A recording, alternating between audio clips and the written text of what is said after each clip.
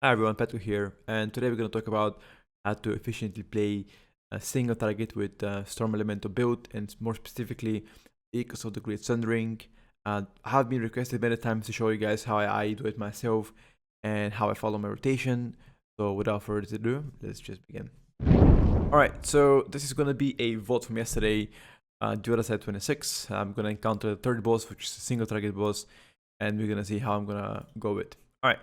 The first thing you want to do is you want to always make sure that you precast Stormkeeper before you get to the boss, okay? So let's say 5 seconds before you get to the boss and pull it, always precast Stormkeeper. After you've done that, you want to be casting, okay, generally that Earthquake nowadays was a giga cheesy. You would like to have a high Maelstrom. You want to enter the high Maelstrom. Why? Is because you can enter instantly after, like you can literally do Earthshock after you do your opener. So that Earthquake there was omega cheesy. That just never happens usually. Unless you're super lucky like me. Sometimes happens. Sometimes you like enter the boss with like a high Maelstrom plus Echoes of the Great Sundering proc, which is amazing, but most often it doesn't happen. Okay. So you precast your Stormkeeper, you're gonna get it inside, right? And I generally started with the Earthshock because I had an 80 Maelstrom.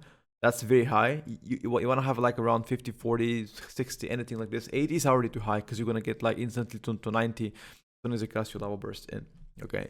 That Earthshock usually never happens. So you want to begin with either instantly Primordial Wave, or you can do a lava burst into Flame Shock. Either works fine. Okay, so let's say if you have to move direction and just like get close to the boss, you can just do Primordial Wave to buy some global cooldowns, walk to melee, perfectly fine. Okay. And then you want to use all of your lava burst charges before you start the actual burst. As you can see, I casted my Stormkeeper 6 seconds ago. It still goes on cooldown, but the charges are still here, which means I'm holding.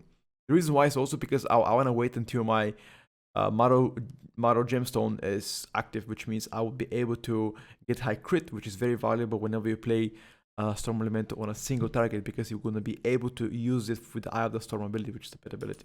Anyway, so again, as soon as I use all of my lava burst stacks, as you can see, DPS not as impressive right now.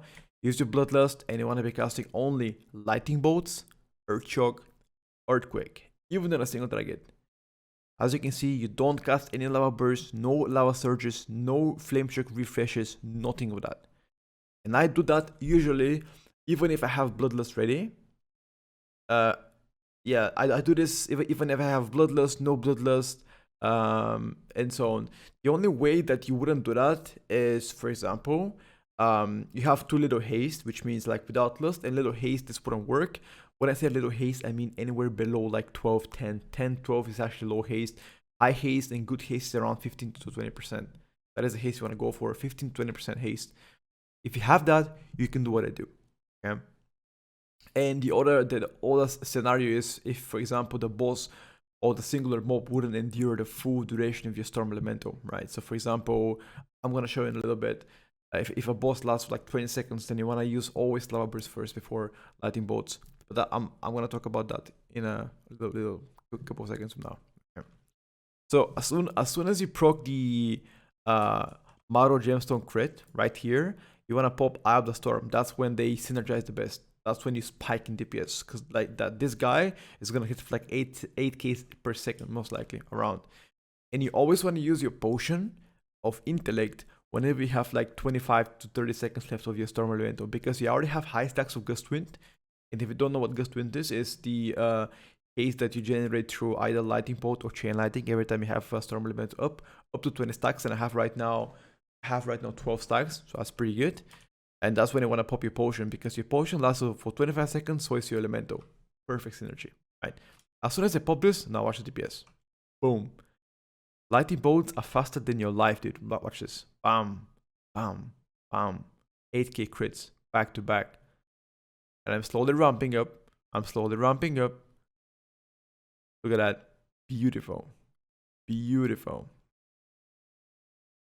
And now, as soon as you run out of your Storm Elemental, what you're gonna do is pretty simple. As you can see, If you use your primordial wave in the very beginning of your burst, you're gonna get it back at the end of every single storm elemental if you play core flame conduit ability. Okay, and after this you want to just use your all lava burst and then use your free time to just do lightning bolt. That's pretty much it. How to do a single target as a storm elemental with lust, without lust, same shit. Here's an example of how to execute your storm elemental if you know that the fight wouldn't take the full duration of your storm elemental. Pick a Stormkeeper again, and you can start with either Lava Burst into Flame Shock or Primordial Wave instantly.